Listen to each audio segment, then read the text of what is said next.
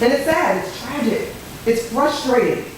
But at least hopefully with this extra information in your back pocket, you'll be able to outrun them, outthink them, and be in position by the time they get to that barrier, you can say, hi, we're already here. We know what you're doing with these mobile apps. We know what you're hiding. And they are, in some cases, hiding some very serious information. I'm going to show a very quick video on the social media revolution. This is an old video. The video is old. Why? It was filmed last year. Is that not scary? It's old. But I want you to understand the magnitude of what we're dealing with. For a moment, I just want you to focus on what stands out in your mind, the stats that stand out in your mind, and then we'll go from there. And I'm hoping it didn't delete itself. There we go. I did prepare. I was ready for class, I promise. These blasted commercials embedded, that's what's driving me nuts. Why not do it yourself? With Wix, you can create your own professional website.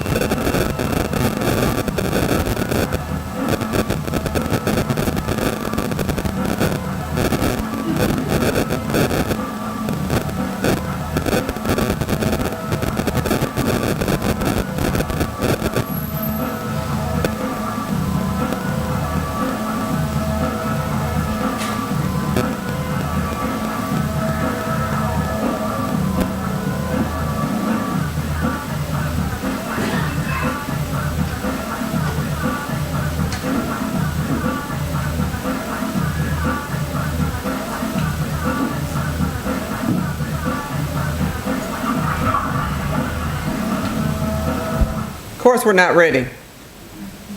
What stands out? What stats struck you? Anybody? Attention span, 7 seconds. There's a wonderful book called Brain Rules by Dr. John Medina. In it he talks about we have about 10 minutes. And that's why I even speak when I talk to groups. I switch around, I ask questions, I'm interactive, I'm showing videos, because our attention spans are not long. So we're expecting teenagers who are hormonal to have an attention span, when the average attention span is shorter than a goldfish, which is really frightening. What else? The toothbrush. Well, why is that? Why is that the case with the mobile devices in the toothbrush? Why do you think that's the case? Priority? Well, we've got multiple devices. How many of you just have one mobile device? You've got multiple devices. In addition, if you count in third world countries, then it makes better sense. But initially, the shock of that, the importance, what did it say about the sense of smell with millennials? That was frightening to me. That millennials would actually sacrifice their sense of smell for their mobile device. We still want to know who they interviewed. We're trying to figure out what millennials, like what group of people said this. We need to find them. We need more probing. We have follow-up questions. The reality is we're in an age, I had a student years ago who said, which was very frightening, he said that he would rather be in jail than to be blocked from a Google search. And of course, one of the students said, have you ever been to jail? I said, we're not having that conversation in this classroom. However, the intent behind what he was saying was simple. Small businesses, you can lose your entire business being blocked on a Google search. Big businesses can be compromised being blocked on a Google search. Again, we're in a different world. Any other stats stand out? The population? Okay, I'll get both. The 50% of the world's population under the age of 30? Oh, the Facebook, the large one, I'm sorry. And again, this is an old video now from last year. I'm waiting for Eric to put out the new one. So pardon the spelling errors, we've all gotten on him about that, but he said I produced it, I'm done with it. But when we start to think about if Facebook were a country, based on the number of registered users, not necessarily active users, but registered users, it would be the largest country in the world, based just on numbers. Mind you, your young people are not on Facebook because we're on Facebook. When Gen X and the baby boomers got on, the millennials ran off. We're not going there. So now they're in hordes on Snapchat, Instagram, WhatsApp, Kick, Yip Yak, After School, Vine, and probably 10 others we don't know anything about. We won't find out about for a while because they've created those for themselves. Out of the ones I just named, did I name something you didn't know about? I mean, I said something, one you had not heard. Okay. That's my job, is to make sure parents at least are aware. Let's go with the definition really quick of sexting. Fundamentally, the bottom line of it is real simple. Sexting is the act of sending nude or sexually suggestive photos by text message or on any electronic device. Sadly, the state of Tennessee lawmakers have not caught up with reality yet, meaning our laws are antiquated. A child in Tennessee, a minor who is caught sexting, can be charged with exploitation of a minor, child pornography, and they could end up on the sex offender registry.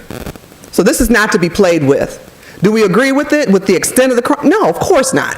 However, that's the law right now as it stands. And it's being adjudicated on individual basis. My lawyers in the room can help me if I use wrong terminology.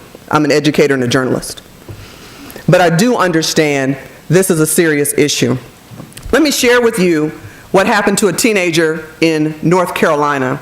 And this case was tragic on so many levels, but it's one that really got the students' attention, and I think you'll hear about it at home if those students were paying close attention this afternoon. Good morning. Star quarterback for Jack Britt High School has been suspended from the team as school officials and sheriff's officers investigate a sex crime. WRL's Gilbert Bay is joined tonight from our News Bureau, the Fayetteville Observer, with more on the charges the team face. Gilbert. Deborah and Gerald, these charges came to light when the quarterback allegedly broke the windshield of a fellow student in the parking lot of Jack Britt High School. Now he's off the team, and as you mentioned, he could face some serious jail time. 17-year-old Kamega Kopening faces some very serious charges. He was the quarterback for Jack Britt High School and started for them 2 weeks ago. In October, he was a student playing quarterback at Douglas Third High School. Investigators say he was part of a sexual exploitation and statutory rape investigation at Douglas Third during that time. Kopening was not charged in that case. So we were asked if we could search his phone.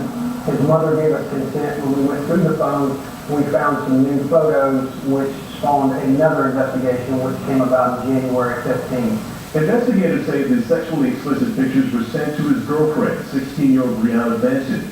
In February, the couple was charged with second and third degree counts of sexual exploitation of a minor. We got one count for each picture, so there's a total of 5 pictures.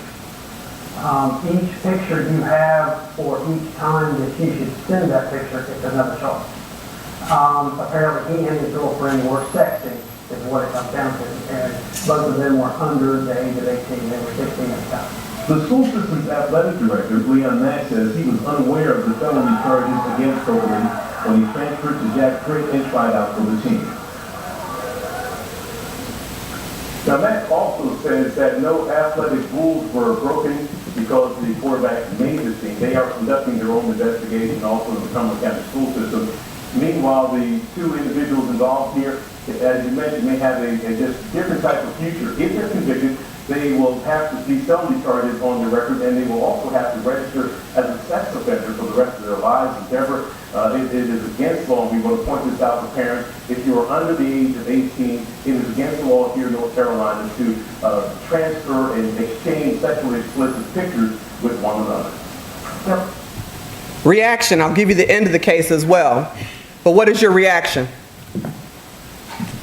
as parents? It's a big wow. It's a big wow. His parents had to put up their house in order to fight the legal battle. You can see back here. I can see your faces. How many of you were already aware of that case in North Carolina? That's scaring me, because that one's been out there for a minute, and there are more. Yes. Well, I saw a similar presentation in Williamson County, and one of the prosecutors from Williamson County presented, and they talked about a similar situation. And so I asked, I said, well, if my child receives something, what should I do with it? You know? And they were not entirely clear. I said, just immediately delete it or bring it to the authorities? And, you know, they couldn't guarantee that if you brought them something like that, you wouldn't be charged with possession. You are correct. So, Again, state of Tennessee. Florida laws are different. I was just there this week doing a presentation in Florida. Their lawmakers figured it out. So if a student there receives something, they may not be charged necessarily, depending on the situation. In the state of Tennessee, it's unclear. I've heard different ways to handle it. I'm not telling you how to handle it. I'm just telling you what I've heard of how parents are dealing with it. This is what I've heard, okay? Don't say Dr. Syb said. Dr. Syb heard. Delete it. They say delete it because whoever's in possession of it will be in trouble. If a parent, teacher, adult, educator finds out about it and does not report it, you're in trouble as well. So if your child comes to you and shows you something and you don't report it and that's discovered at some point, then you are held liable also. Do I agree with everything? No. Am I trying my best to educate and raise awareness? Absolutely. So it's a great question, sad response. And these cases are being tried on a case-by-case basis. So there's no set rule here. Because what's a suggestive picture? Gray area. What's a suggestive picture? And when I share with the men today too, unfortunately, women are doing it more. The girls are doing it more, but the boys are being charged more. You heard how many? He said if you send it, he got charged for each image and for each time he sent it. That's a child. And that was a boyfriend, girlfriend. I'm not justifying it, but as a parent, we know what we did, Generation X. I know there might be a few baby boomers in the room, but X, you know what we did. We weren't innocent. Right? So imagine being a kid, when you can't be, in the age of public and permanent. This is public and permanent. I also shared with them, each time they upload an image, the internet is getting smarter. All you're doing is giving the internet information. Parents in here on Throwback Thursday, stop putting up images on Facebook. Because Facebook has a larger database in terms of facial recognition than the FBI. Literally. Because Facebook purchased Instagram. And when I saw that, I knew we were in trouble. So Facebook now has access to all of those pictures. Why do you think Facebook is free? They make money off the data. Mark Zuckerberg's a billionaire off of the information we're giving Facebook. So please be forewarned about that as well. And I shared that with the students. Of course, again, they didn't care because they're not on Facebook. Except when the parents put them on Facebook. Digital shadow. Here's the end of that case real quick and then we'll move forward. Is this helpful? All right. Make sure it's worth your time coming off work and having a long day. Get that up. And of course, probably another embedded ad that I tried to avoid. I did play all of these earlier, I promise. No, we don't want any more information. We want to get to our story. Come on. To begin with a Fayetteville High School quarterback reaching a plea deal in a sexting scandal. The 17-year-old was facing 4 felony charges and the possibility of having to spend the rest of his life as a registered sex offender. Greg Barnes is live in Fayetteville tonight with more for us. Greg? Yeah, good evening, Tisha. This plea deal spares 17-year-old Omega company of any jail time and of a felony record.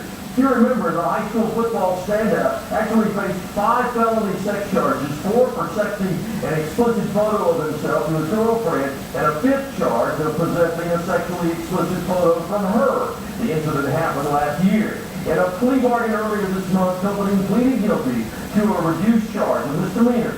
The He was placed on 1-year probation, and if he successfully completes that probation, the DA will drop the misdemeanor charge, and company can then petition the courts to expunge his record. That means no criminal charge, no conviction, and he will not have to register as a sex offender. And according to reports, company's girlfriend, who was also charged with sexting, was given a similar plea deal earlier this past summer. But a sheriff's department spokesperson says teens and parents need to realize just how serious the consequences of sexting can be. Well, I think that the knowledge is known now that kids shouldn't be doing this because it is a felony charge, but the parents should be picking up on kids and finding out what they are doing online, what they have in their phone, if they have Dropbox, server boxes that hold storage, what's in that. Now, school officials say the company has been reinstated to the football team. He now attends Jack Britt High School. He was the football team's #1 quarterback there. Besides probation, he also must perform 30 hours of community service, and he cannot possess a cell phone for the entire year that he is on probation.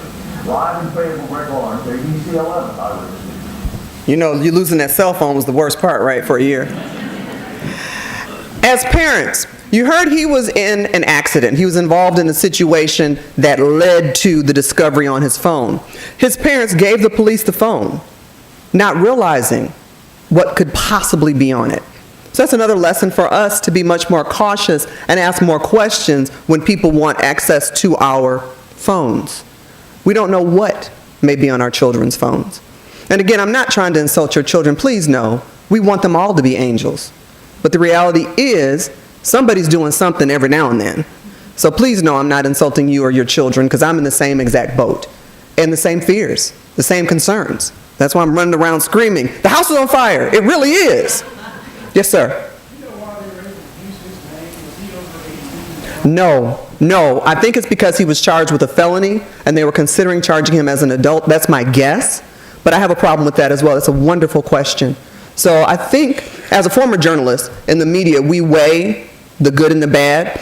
A couple things may have happened. If it was public record and other media got a hold of it, everybody just went ahead and published it. Because as soon as one publishes it, we have to follow each other, which is crazy. But we do. So that may have been what happened. It was on the public record, and the first journalist in decided to reveal his name, but it should not have as a minor. You are correct. Her parents may have, well, they did have a picture in another story. In another story, they did use her picture at least one time. But again, parents, know your rights as well. You have a right to protect your child's image. So all you got to do is call a news station. How many lawyers should I send at one time? Unless they're charged. If they're charged, it's different.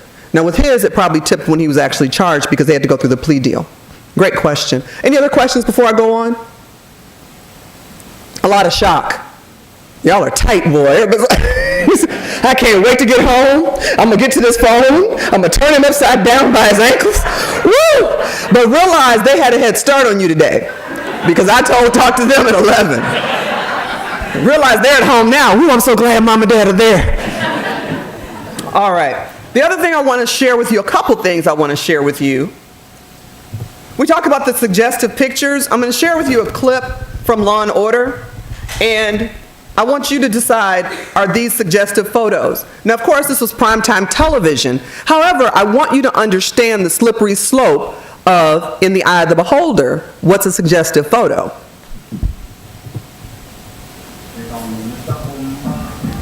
Sorry. I'm like, these blasted embedded ads are driving me crazy. Give me one moment. So this is a scene between the prosecutor and his former classmate who was running for mayor. She's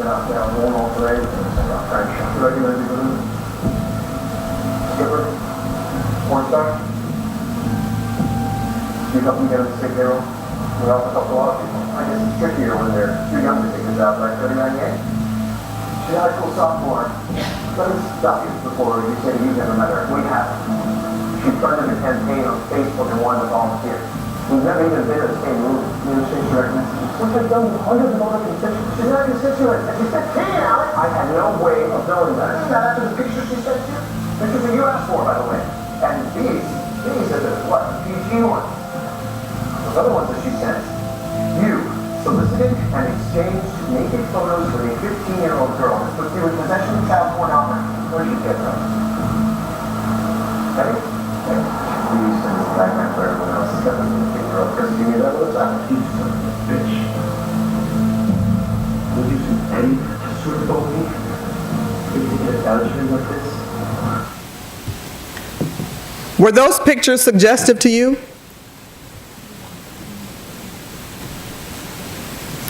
Again, who's going to make that determination? It's a case-by-case basis.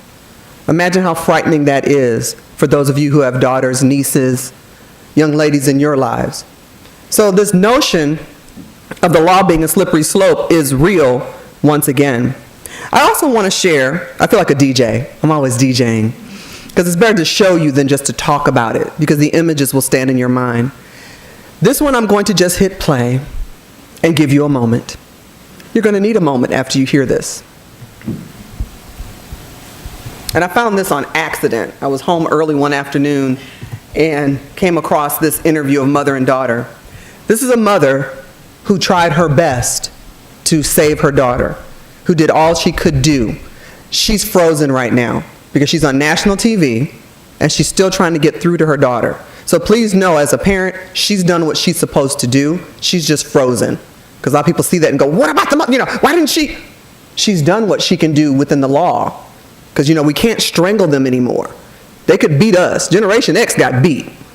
The next generation didn't. So the mom is sitting there rocking like Sophia from The Color Purple, trying not to strangle this child. Okay?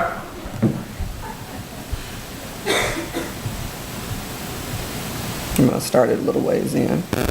We get to her. That I thought she would understand, but I have sexted, and it started whenever, a couple weeks before high school, I met a cute, popular football player, and he said that, oh, you're cute, once you become a freshman, then we might be able to date. So we started texting, talking, it went on for a while, and then randomly one day, he asked me if I would send him a picture. I asked him what he meant, and he said that he wanted a new picture, so I just took it and sent it to him. The picture you took, did that picture stay private? No, of course not. He ended up showing him the rest of school, sending it around, but I didn't really, he didn't bother me that much, and I didn't really care. I mean, it was just a picture, it was just like a body everyone has when I've seen one, so it didn't bother me that much. Yeah, I know. I'm helping you out, because see, I see you've been trying to say the right thing, so I'm okay with you. Wait, do you still send these kinds of pictures out? Up until whenever I lost my phone, I did, and that was mainly because whenever there was coming along another guy that I liked, I would start talking to him, and he would immediately ask for a picture, just because he figured, oh, well, she sent it to this other guy, so he could send one to me as well. And whenever I would tell them no, like, that was just a one-time thing, I'm really not like that. They weren't buying my story. They just thought, oh yeah, she's gonna send me one, and if she's not, then I don't have anything to do with her. So I would just give it and send it to them. Let me ask you this question. What do you get for sending these pictures out? What's in it for you? Well, I mean, it's nice to know that people think that you're attractive. And then I took it to social media, and whenever I would post a picture, just like showing like a little bit of cleavage or something, I would notice that I would get more likes, more comments. And then a more seductive picture, I would get hundreds of likes, hundreds of comments. And then guys would start messaging me to my inbox saying, hey, can we get a private picture just for us? And if I thought that they were cute, then I would just send them one. It makes you feel like a Kardashian, all the attention that you get. So I didn't really care if they got it, who saw it. Because after that first picture, everybody already seen it anyway. Hey folks, welcome. Thanks for checking out my YouTube channel. Don't forget to click here to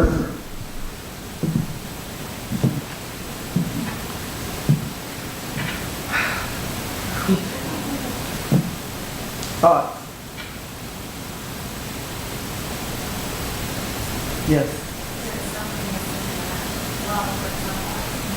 It's a whole generation though. It's the culture, the pop culture. What they see and have. But it's not our reality as Gen X parents, as baby boomers, it's not our reality. So it's hard for us to even comprehend. I don't understand that. because it's not something that I would have done. However, as parents, we've got to get it. And we've got to understand. The things we have a problem with, they don't. So what we have to do is explain to them the consequences. Explain to them you have a right. You can send a picture, but understand there are consequences. She was so comfortable. That's national television. She was extremely comfortable. Any guy that said, oh, if you message me, I'll just send you a picture. And we sit back and cringe, get all tight. I know the feeling. Blood is boiling, nerves tingling. Understand it. But for their sake, we have to have the tough conversation on a continuous basis. It can't be a one-time thing. And it takes everybody. It takes parents, grandparents, godparents, aunts, uncles, cousins, ministers. It takes the village now. Because we can't see everything. And they're masters at hiding stuff from us. Masters. So what I tried again to share with them today is to understand the consequences. And when things happen to you, they happen to your family. Because it's the parents that are your front line of defense. So when you're hiding things from us, we can't help you. Can you tell I've had that conversation? It's just on the tip of my tongue. Because it's there, constantly. The other piece of the puzzle, any questions or comments before I go on? Is this everything? Everybody awake? It's been a long day, I know. Statistics? On which part? The number of... I've had some stats, yes. You know, stats on how many kids. I have Drexel University did a study, and here are some of the stats from the Drexel University. Aren't I a good academic? I was ready with the stats. Excuse me. So more than 50% of kids, number one, if you guys can see up top, more than 50% of kids admit to sexting, 28% by sharing photographs. And that sharing is really what gets them at a whole different level. The distribution, possession is one charge, distribution is another charge. And again, understand it's on each individual picture. So possessing the picture and then sending it. So I can get 2 counts on one picture. In addition, in the Drexel study, they found that 61% of teens had no idea that sharing their own nude photos is a felony in some states that can result in criminal prosecution and being placed on the sex offender registry. And I did go over this with your young men. I did show them these stats today. 60% of teens said that knowing would probably be a deterrent, so we're hopeful. I told all of them, I said, now you know. You cannot say no one told you this is a crime punishable in the state of Tennessee. Are these the stats you were interested in? Is this helpful? Okay. Pardon me. 75% of kids who send naked images believe that those images will go no further. They think that if I send it to this person I'm madly in love with in high school. You remember teen love, y'all? Come on now. That was the most foolish time in life. Some of y'all married your high school sweetheart. That was some good love back then, right? Surely he or she will not share my personal picture. They just won't do it. They love me too much. That's my boo-boo. So they're naive. You know, when you put yourself back in that place, in that space, it makes more sense. It still doesn't make complete sense. But it's like, okay, I get it. But don't send a naked picture over any electronic device. Especially not my phone as a parent. That's the other thing. What if they have your phones? All right. Multiple studies and surveys, however, reveal that boys are between 2 to 3 times more likely to share sex without consent. What's happening, sadly, in a lot of the cases, the boys are coercing the girls to send the picture. Like the young lady said, the men were asking her to send the picture. Once the picture is sent, the boys become responsible also. They're responsible if they're caught in coercion, meaning if they're texting it and saying, you better send me a picture, they could potentially be in trouble as well. However, where their real problem comes in is sharing it. Sharing it. There was a lot of deleting going on this afternoon. They grabbed their phones as I was talking. So, because I told them, I said, get rid of it.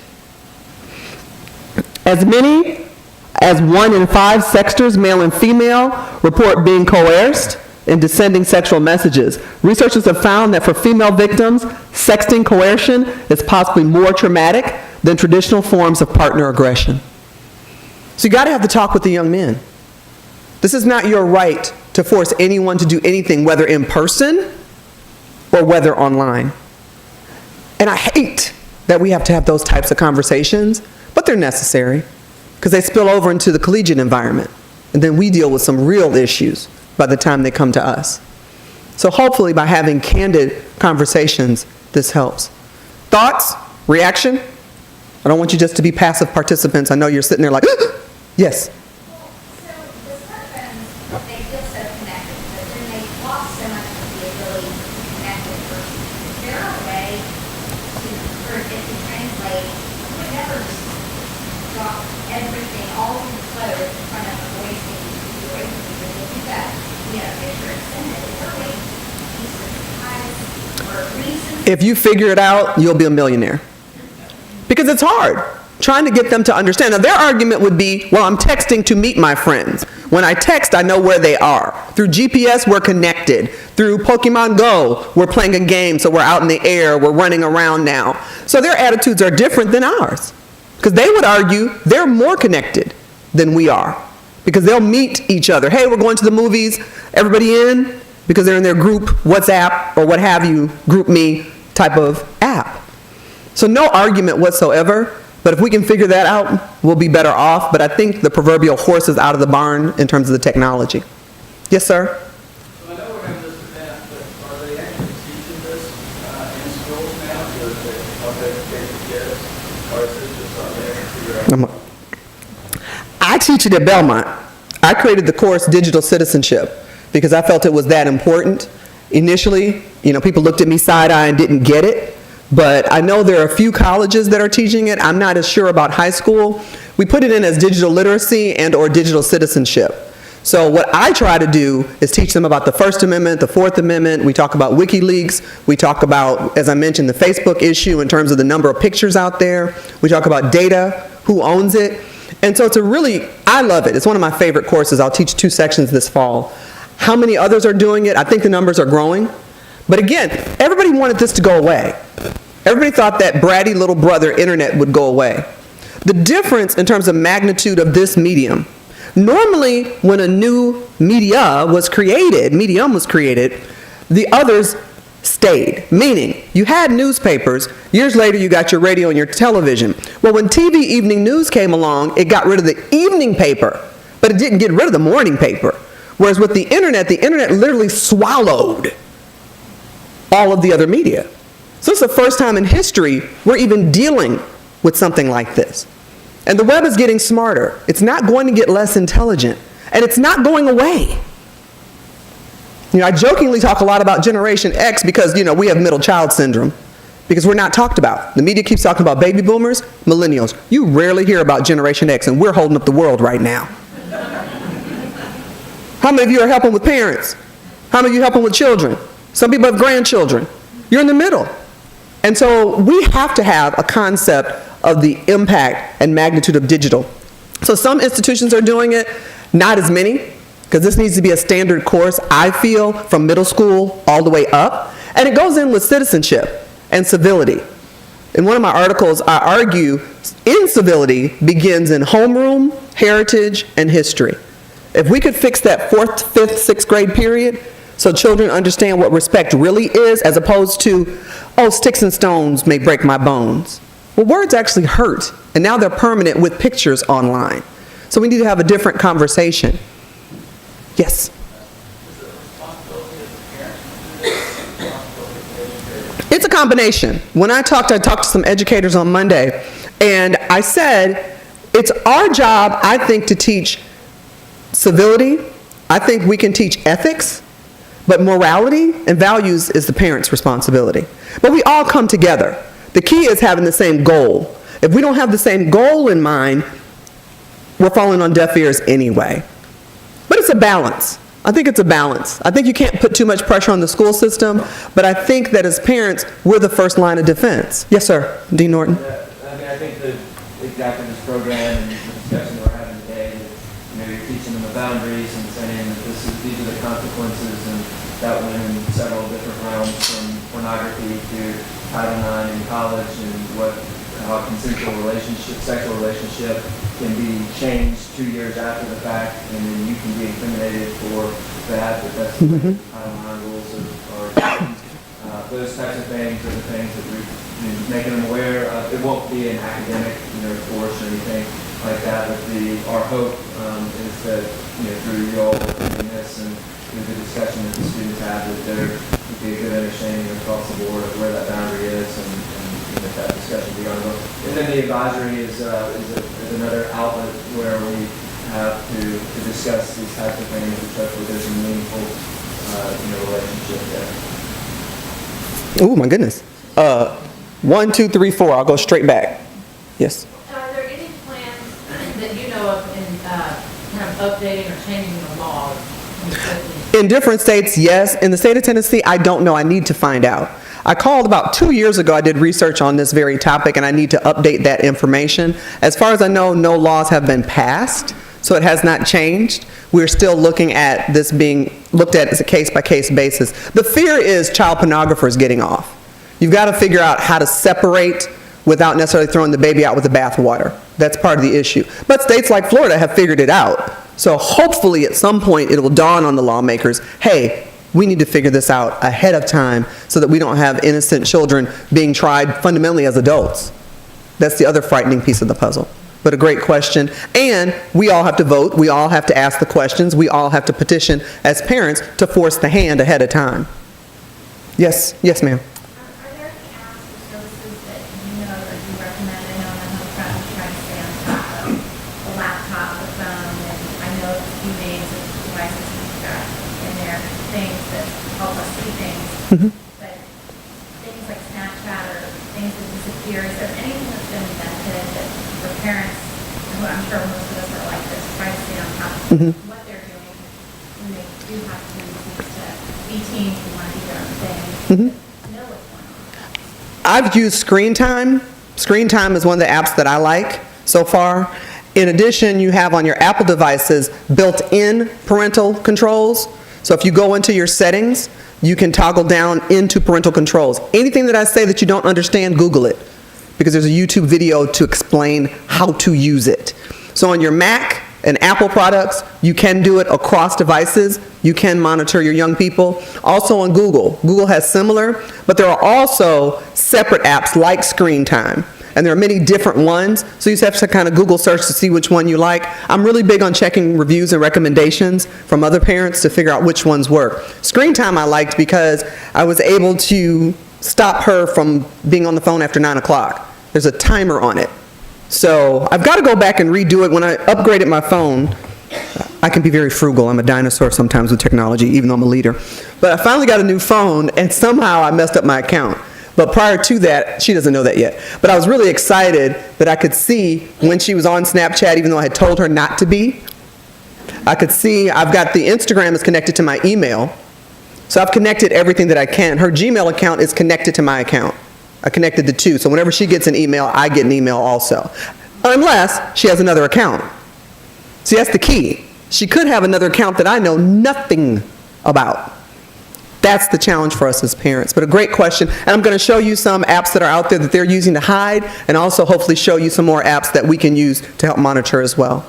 Yes, ma'am? It's interesting when you said that as parents, right, in terms of probably let them know more about that. It seems harder and harder to sort of opt out of things as schools that you're using online and your friends. What are our rights? Well, just in terms of controlling the pictures we put up. That comment was more so like Throwback Thursday, because people are always putting up pictures, and it's like, you guys, stop. It's a setup, because all that data is being compiled and collected permanently, and companies are purchasing this data. So in terms of controlling the brand, we can't control anything. I mean, everything is out of the barn right now, and I don't like it, but having a candid conversation so that our young people at least understand, look, you're going to college. In order to get there, your reputation needs to be college worthy. So being aware of it is half the battle. I wish I had more answers, but I don't. And the terrifying part I told them, and you guys will understand this better than they did. You know when you put a tattoo up here when you're 15 and that bad boy ends up at your ankles by the time you're 90? It's the same thing with social media. We don't know what it's going to be in those years. We have no idea what's going to happen going forward. You know, when they did, what was it, during the 2007-8 election, and will.i.am was on CNN via hologram. When I saw that hologram, and then they hologrammed Michael Jackson in on the Billboard Awards, and they hologrammed Tupac in at Coachella. When I saw them bringing these people from the grave and shooting those images, it's a new world. I'll be a hologram. Teachers are going to be a hologram because it's going to be cheaper.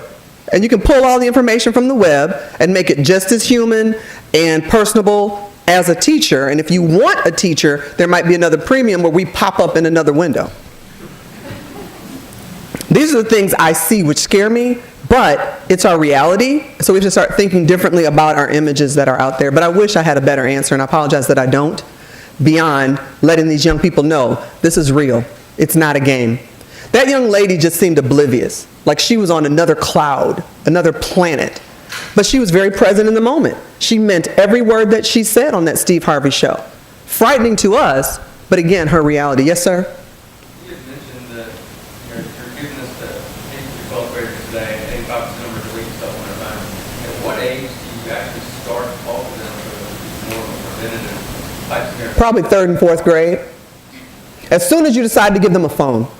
Because some people are given phones earlier. So when you give them access to a phone, you're giving them access to one of the most powerful computers in the world, depending on the type of phone you give them. So you have to have some type of conversation going in. And it's a continuous conversation. And realize, sadly, again, going back to the peers, they're going to listen to their friends more than us. We're Charlie Brown. Wah, wah, wah, wah.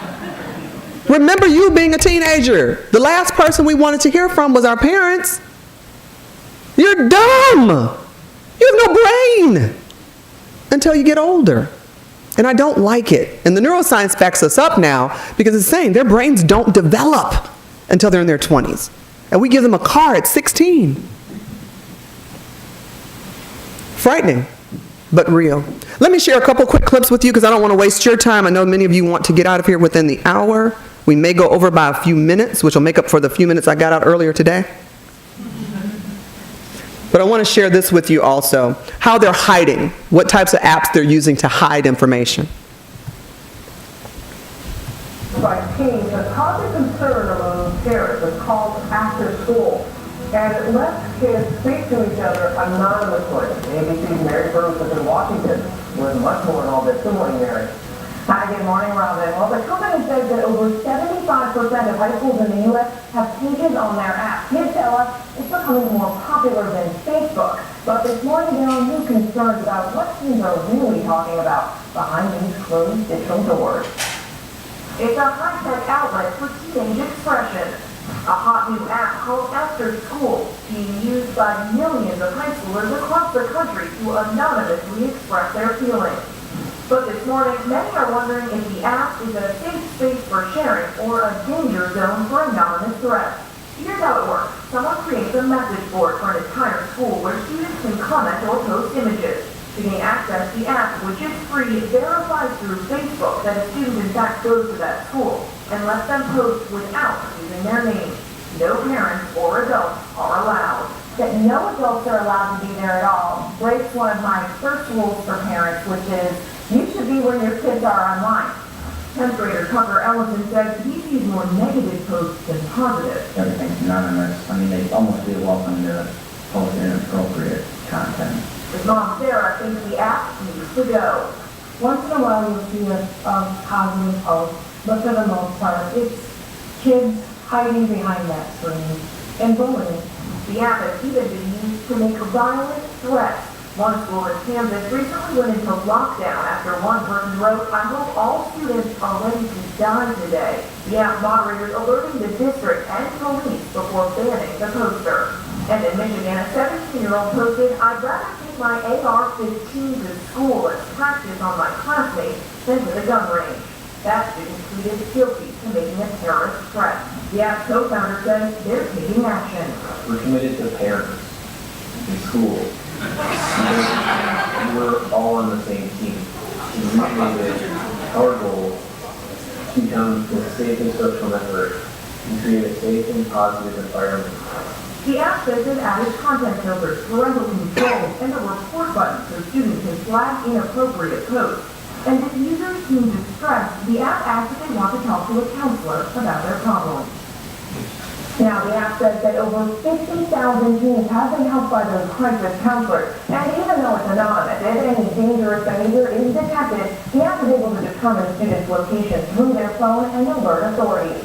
The makers of the app insist they are taking the necessary steps to ensure this is a safe refuge for teens. Robin, sorry, Miss. It is not a safe refuge for teenagers. It is also potentially, I'm going to pull this one up as well. It is also potentially a liability because they are signing up through Facebook with the name of their high school. MBA has a student handbook. Whether the students are on or off campus, whether class is in session or not, if they're enrolled as a student, you as parents could be liable for what they put online, in particular on the sites where they sign up through the high school. So that's a concern. Have I seen it happen? No. Am I concerned? Yes. Because arguably, you could say, hey, you're maligning the name of the institution. How many of you knew about After School app? Okay, good. We've got a room that is becoming more and more knowledgeable. Knowledge is power. All right, let's watch this one. We'll end up with a few comments, and I'll let you go. This one wouldn't let me set up earlier. It was being that way.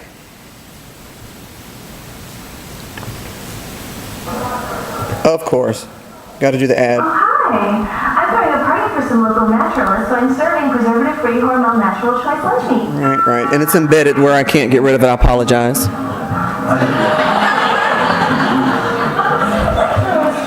That picture would get you in trouble sexting. Well, it's pretty wrong.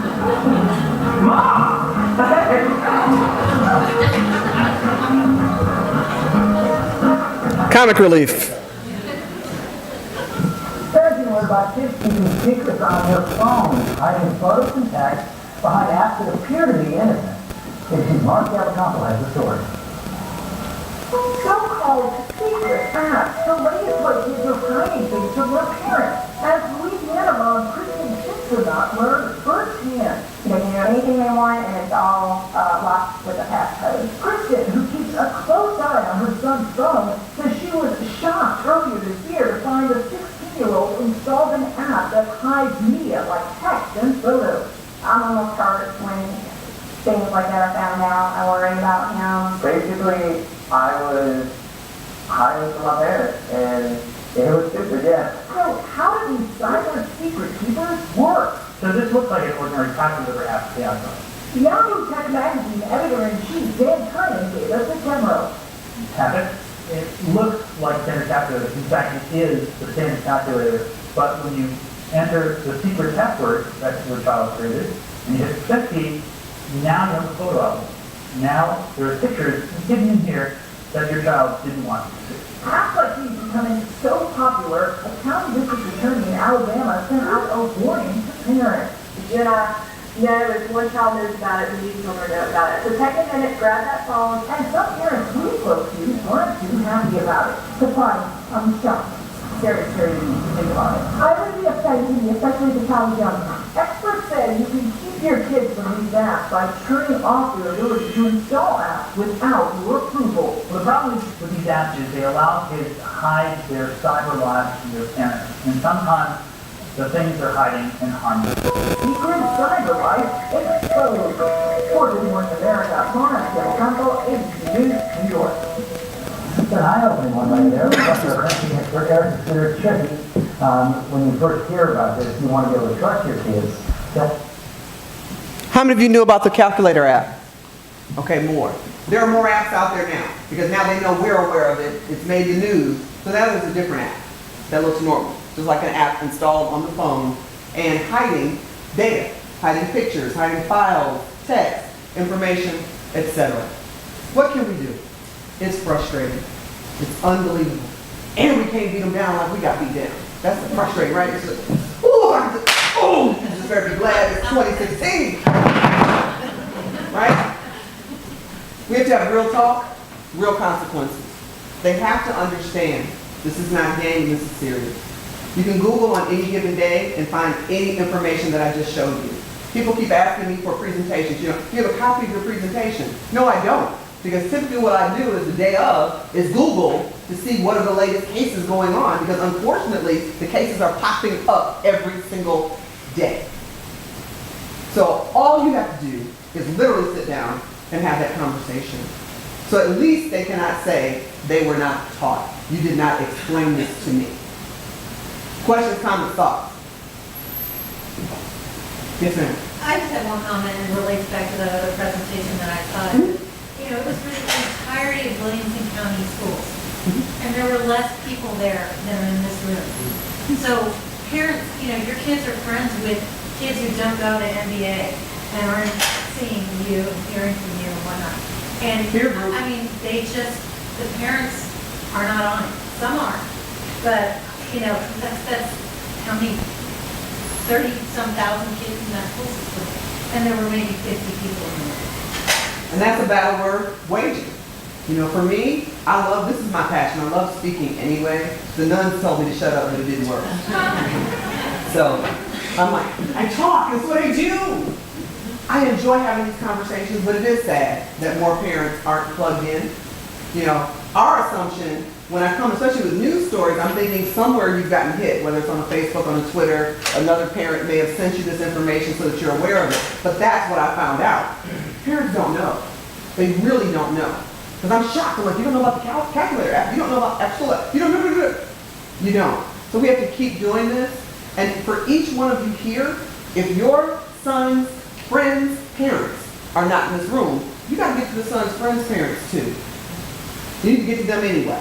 Because if your son is going to be at their home, or they're going to be at your home, you have to be on one accord. Because unfortunately, a lot of times we're not on one accord as parents. Because we parent differently. Each household has different rules. So having those conversations, I think, helps. I think doing these talks, of course, in the churches, community centers, if you have children in other schools, make sure their schools are addressing it as well. To go back to your question about offering such courses, and this is what I do. So I'm happy to do it in the summer. I need to do boot camps for parents, boot camps for kids. Summertime, I'm free. I can do it. But the bottom line is these courses can be offered by anyone. You can do what I do very easily. If you're a presenter and you enjoy doing this, start doing it. Because we need more people out there having the conversation. They don't understand the First Amendment. Freedom of speech does not mean the freedom to be rude and mean, contrary to what they're seeing on television. It means the right to be heard. There's a huge difference.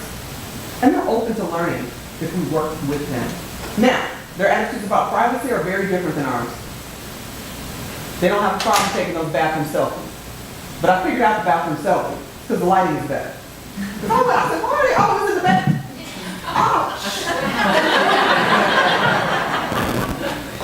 And having mercy on them too. Because again, each generation tries to demonize the next generation. We can't do that. Selfies have been here since antebellum. Go to any 1800s home, and what was the status symbol? If they had a portrait over the fireplace. That's a selfie. What is a statue but a selfie? The same thing. The only difference with this generation is it's on a digital platform. It's more pervasive, it's more ubiquitous, it's everywhere. We can't get around it. But the same narcissism, the same self-esteem issues, that's another piece of the puzzle. Having self-esteem courses in 4th, 5th, and 6th grade. So that when they're going through adolescence and they're feeling the most awkward, the most hormonal, at the time when girls and boys get mean to each other, and I do mean, it's mostly girls, calling each other ugly and awkward and all the horrible names that stick with you the rest of your life. That 4th, 5th, and 6th grade period is critical. Reframing. Stop saying, that's okay, boys will be boys, they're just being kids. Stop saying that. Because that behavior manifests in different ways as they get older. You see inappropriate behavior, you label it as such. This is inappropriate, here's why. They have a choice to make, but at least we did tell them. I told my daughter, I said, I'm going to buy a shirt. I'm going to market shirts to parents. I'll be a millionaire off this one. I said, if you take the idea, give me 5%. But I said, you were raised. I promise she was raised. Because that's what you want to see on kids sometimes. It's like, where's your mom? Where's your dad? Who raised you? You know? And it's unbelievable. Questions, comments, thoughts? As we wrap up, let us all be respectful of your time and commend you as parents for taking and making this time. We're tired. You don't know the story. School starts next week for me, and it's been crazy. I got a 10-hour day tomorrow. I said, who made all these meetings in one day? But that's our reality. Cooking, cleaning. I told them I clapped my hands. Garçon. Nobody showed up. So I'm going home now, to finish up work. But as parents, we have to band together and realize we all love all of our children. They are our children. I told your young men, the future is in great hands.